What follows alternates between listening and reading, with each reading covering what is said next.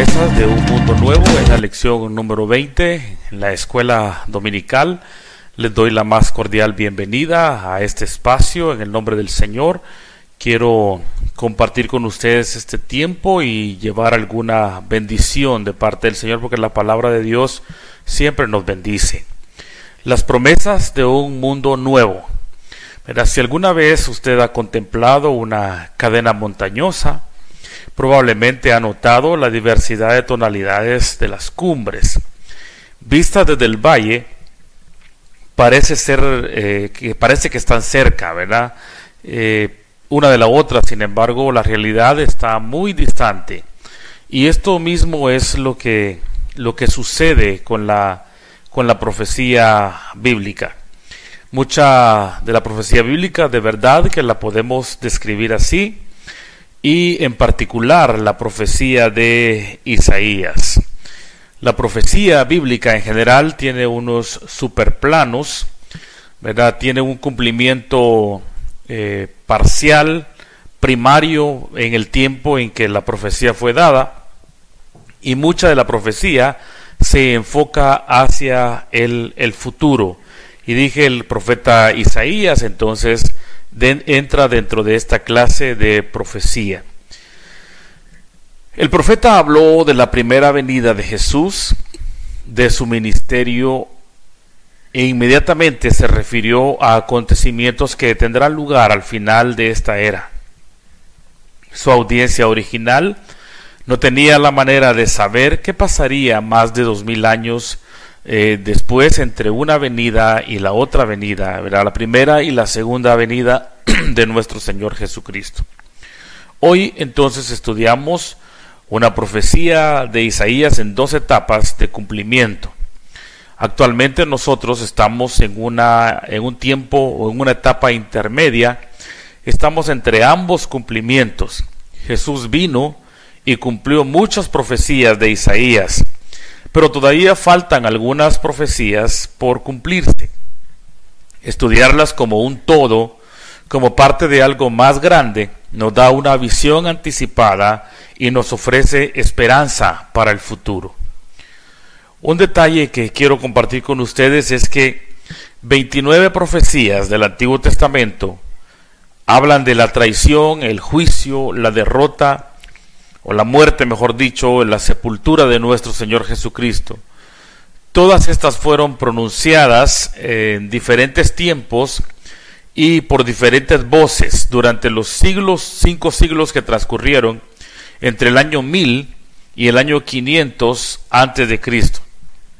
Sin embargo, todas ellas se cumplieron literalmente en Jesús durante un breve periodo de 24 horas. Es demasiada evidencia como para que nosotros podamos dudar de la veracidad, de la autenticidad de la palabra del Señor, de la confiabilidad de la palabra de Dios.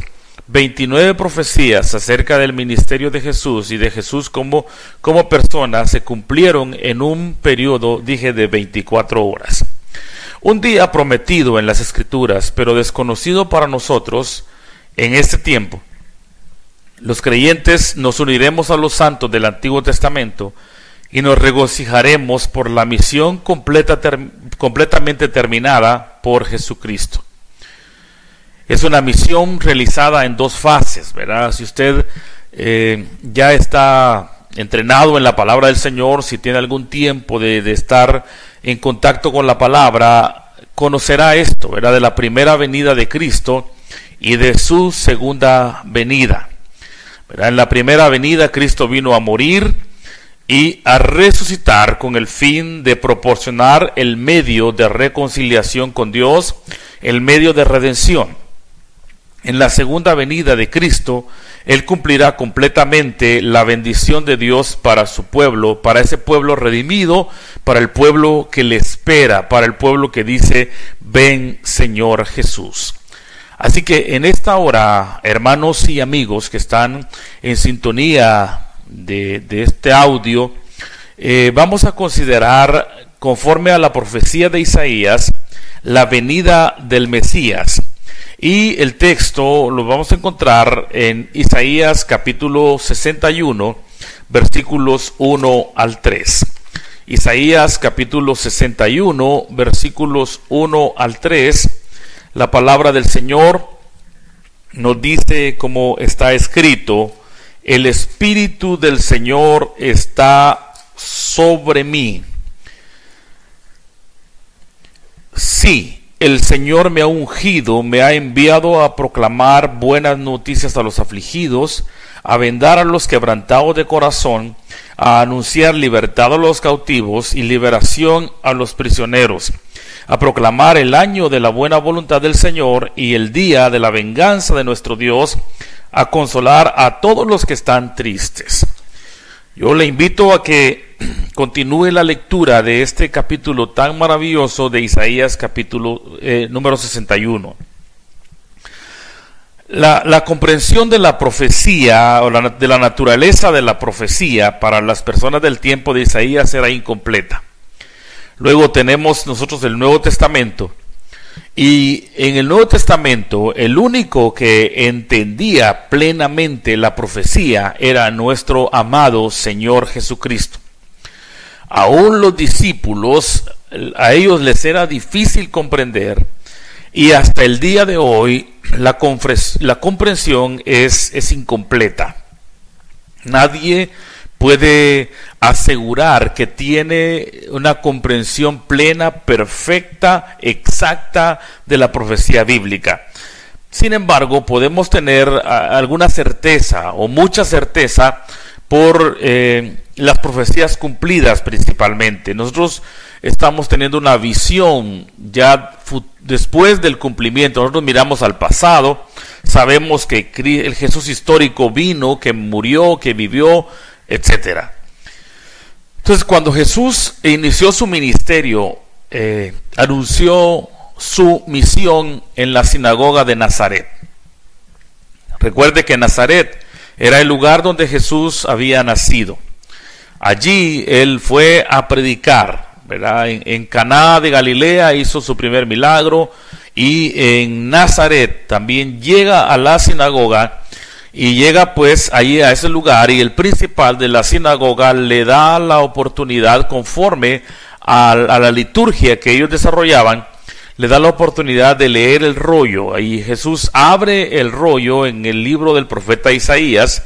Eso era lo que tocaba para ese día, y precisamente abre el capítulo 61 que acabamos de ver, y al leer todo esto Jesús dice: hoy se ha cumplido esta escritura delante de vosotros. Es Lucas capítulo 4 versículos 18 y 19.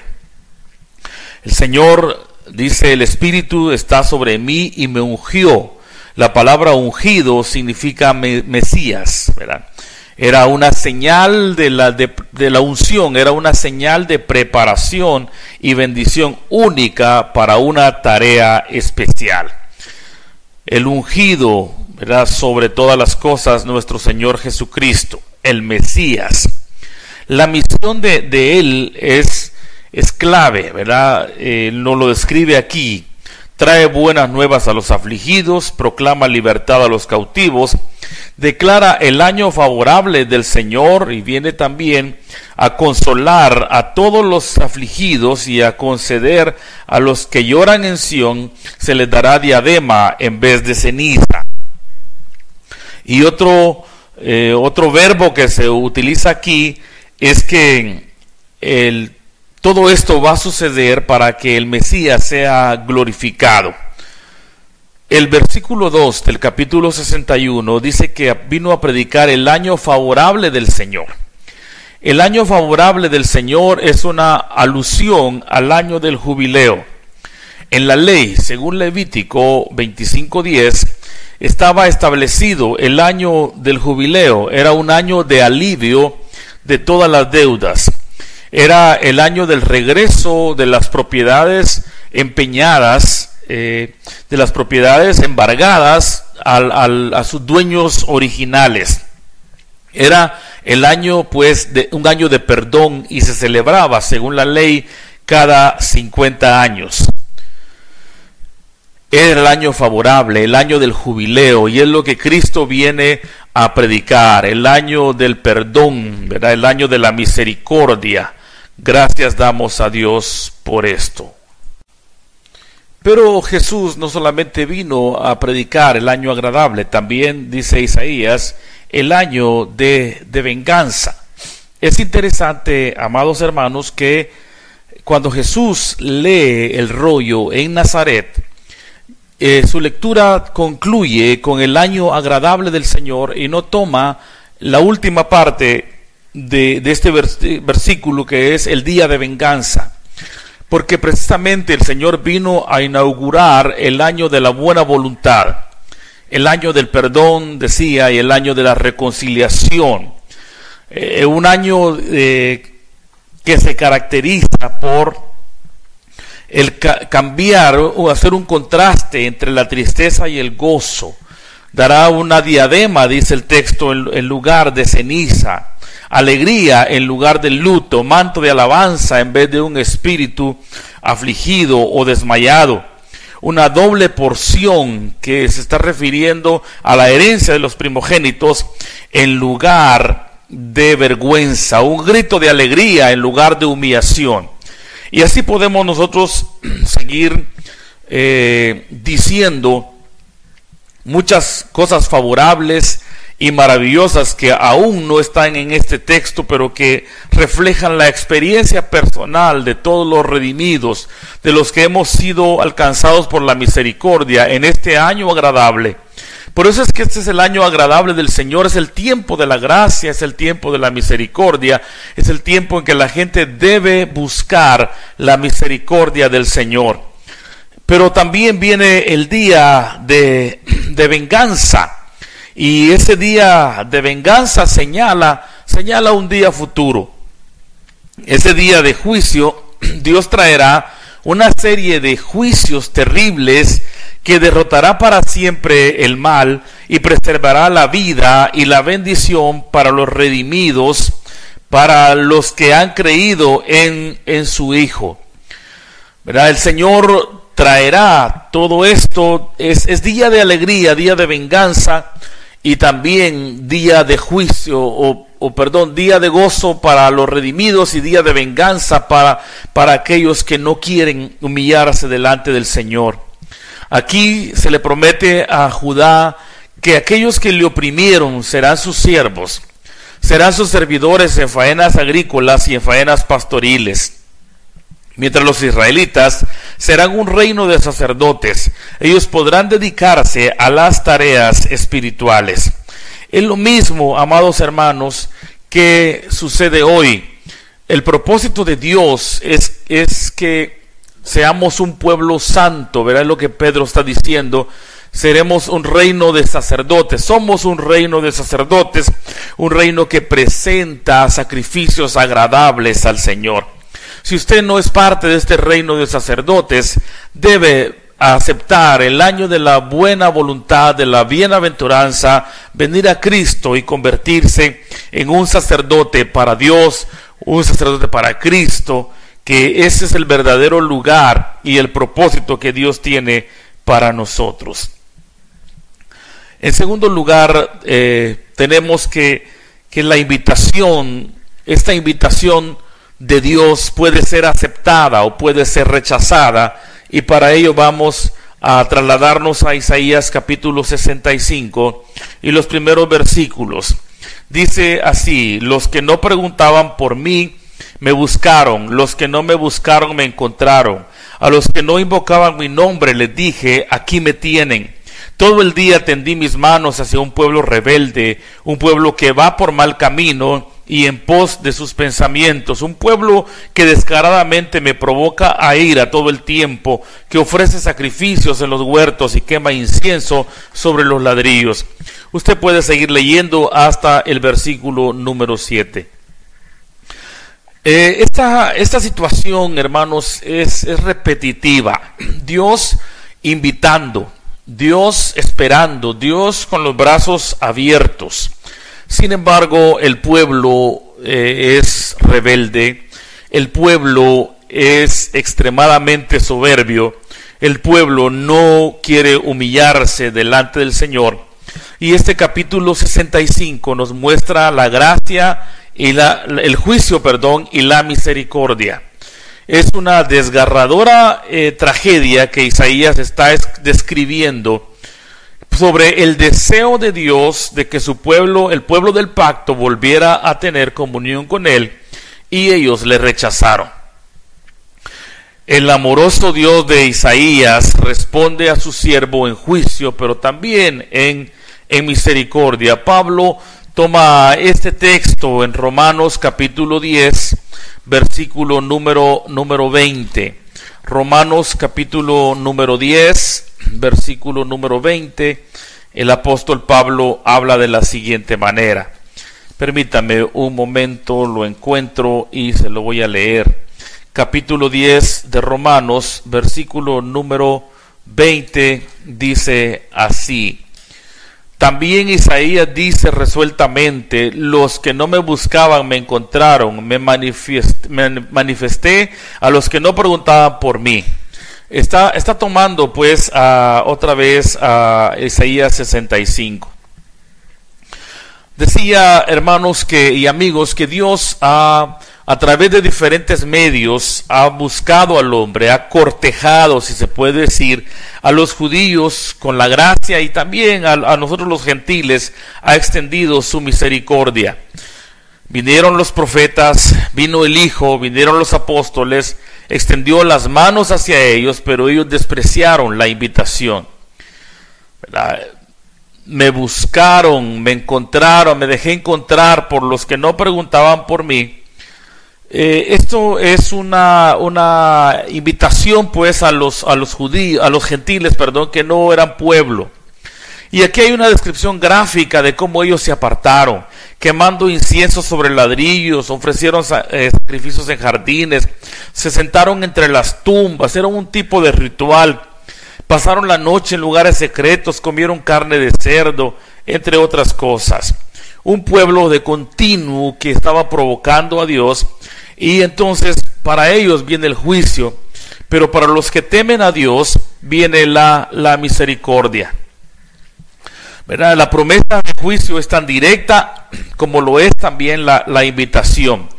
Los creyentes reciben, hermanos, el favor del Señor, la gracia de Dios, y los que no quieren humillarse pues se exponen al juicio de parte del Señor. A mis siervos, dice el texto de Isaías, los verán comer, pero ustedes sufrirán de hambre.